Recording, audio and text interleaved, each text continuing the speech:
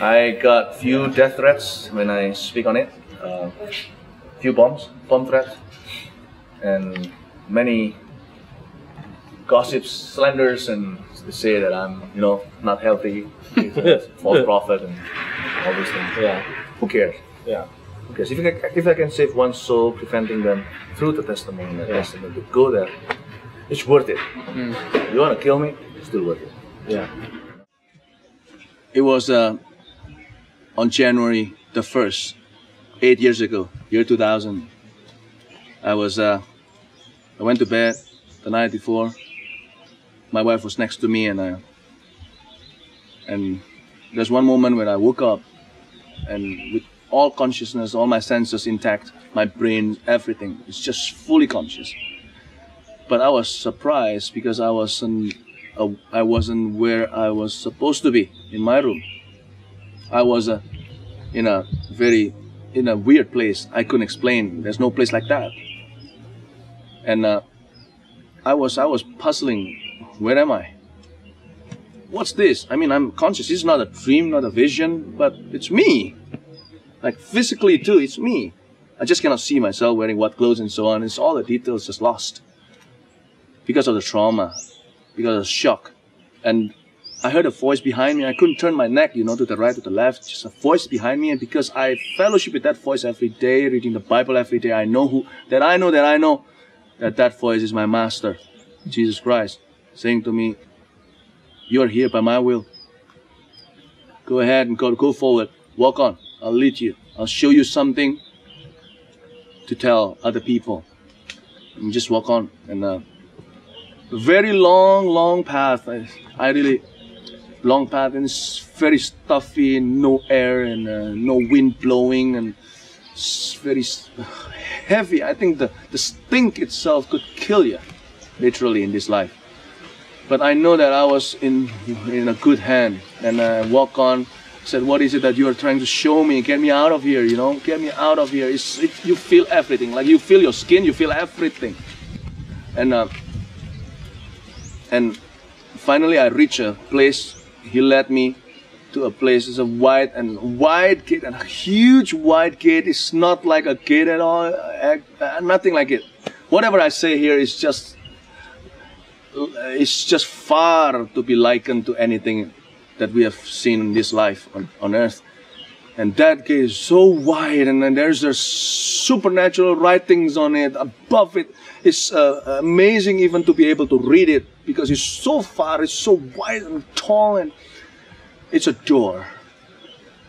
And the writing, and God touched my eyes to be able to interpret what it's written. It's something like the valley of death and torture, something like that. And a voice behind me saying, "Open the door." I say, "I'm afraid to even open the door. It's so rusty, it could hurt my hand," because it's not a spiritual, it's not a spiritual experience. It's like almost physical, not almost physical. It's more than physical. I'm not going to touch doors like that. It's going to hurt my hands. But before I touch it, the door opened by itself. And as it opens, it breaks my heart so much. I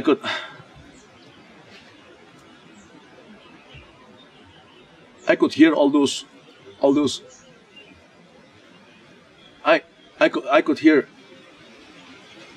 people, voices of human beings, crying for help and cursing, everything, you name it. And it's not clear anymore. So many people, and gnashing of teeth, and the heat the darkness just came out. It's not like darkness, like there's no light and this is darkness. The darkness is a force, and it's a reality. It's feeling the wrath of God in the air.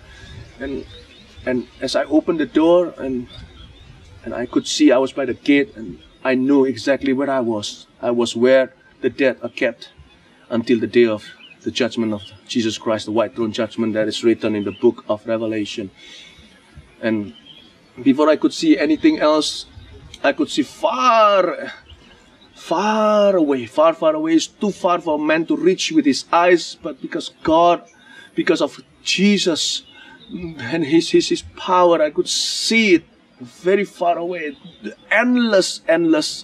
At that direction in front of me is really endless. And I could see smoke billowing up.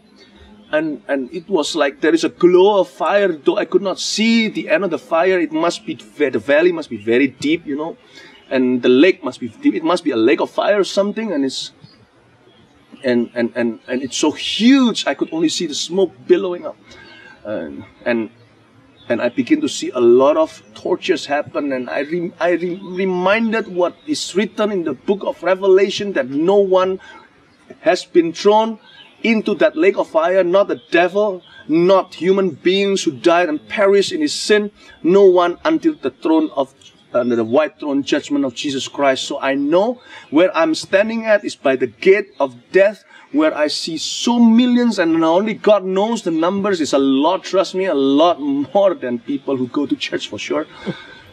And I saw people being tortured by the free demon spirits that are although condemned, but they are not yet judged and not yet bound, not yet thrown into the lake of fire. And these human beings, these dead people, who is, trust me, they are not dead at all. They are alive, and more alive than they thought, than we think. And they are tortured day and night by the spirits and that they serve them in their lives with their sins. And this is pay up time. This is not judgment time, this is just pay up time, you know. These spirits own them forever.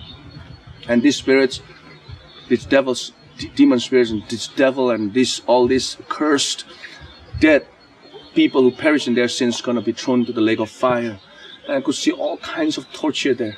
People are tortured according to their sins on earth. Not because it's God's judgment. God's judgment is fair, but this is like a playground, playtime for the devil. You know, Jesus says it's better for you to go to heaven one eye. If your eye causes you to sin, gouge it out, because it's better for you to be one-eyed into heaven than two eyes into heaven. You know what happened? If you sin with your eyes, then your eyes are the play toy in that torture chamber. Not even a chamber is too small. Chamber is too small.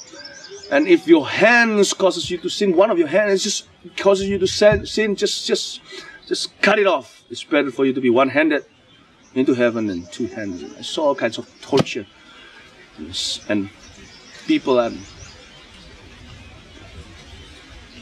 oh gosh. Oh, have mercy. All I did was I just said, have mercy, Lord, have mercy. I almost died witnessing all that, and I didn't die because of God's strength. And if it were not God's strength, I would have died in my sleep, and people would have thought I got a heart attack or something. Yeah. And after that experience, I woke up in the morning. I got pain all over my body. I threw up almost every day.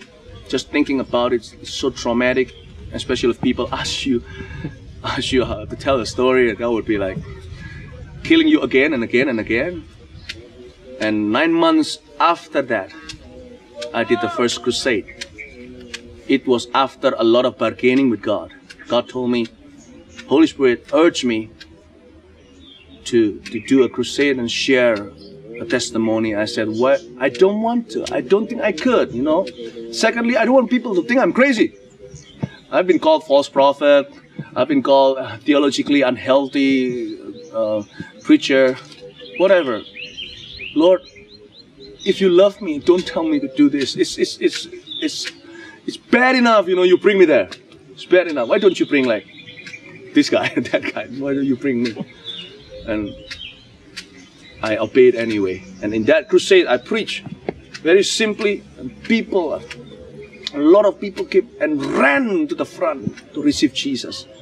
I didn't do that altar call in this way. Who wants to receive Jesus? All eyes closed, all heads bowed, you know. Nothing wrong with that style. I don't do that. Because of the emergency. You know what? Preaching the gospel is emergency. It's urgency. It's not like it's not a joke. It's not manipulation. It's not a business. Come on. It's not all that. And I don't care anymore. I obey the Lord. Even if I have to die, people will kill me because people didn't like me, especially here in Indonesia. If I die, it's a gain. But if I can save one person from going there, not me, but Christ can save through my testimony, through the word of God, it's all worth it. And people just ran forward and receiving Jesus. And I saw about 7 young men up there on the second floor as they are listening to my sermon. They were joking with each other as I was sharing this. And as I was giving the altar call, people just come forward for just a few seconds. I don't give them much time. And those 7 people just talk with each other, seemingly like mocking what my testimony. I don't take things like that personally, because it's not me they reject. Suddenly I get my first vision in that crusade. I got a vision, these 7 people willingly holding hands together jump into the lake of fire, and that broke my heart apart. Although about some thousands of people came to Christ in that 3 nights of crusades, but still cannot heal my heart. I know that those 7 people have hardened their hearts, and I don't think in any other crusades or in any other witnessing effort by their friends, if they hear something as hard as hell, they cannot change. They will not change at all. And how about the people in the Western world? Hell is a fantasy. Hell is just a word. Go to hell. Do you know what you're talking about? And hell is just a story, you know. It's not real. It's made up. It's up to all of us what to believe. But I always have this belief. I share this, believe it or not, my hands are clean. Whether people believe or not believe is not in my control. As long as my hands, I know I'm clean, my hands are clean from your blood. You make your own choice. I've done my part. Yeah. And I know that we are not to take sin lightly. We are to be judged according to our deeds. And Jesus Christ died as a horrible death. There must be something horrible in death for all human beings to experience, for such a love to be sent from above to die a horribly and embarrassingly humiliating death like Jesus did on the cross. We must not take things easily, take sin easily. And yeah,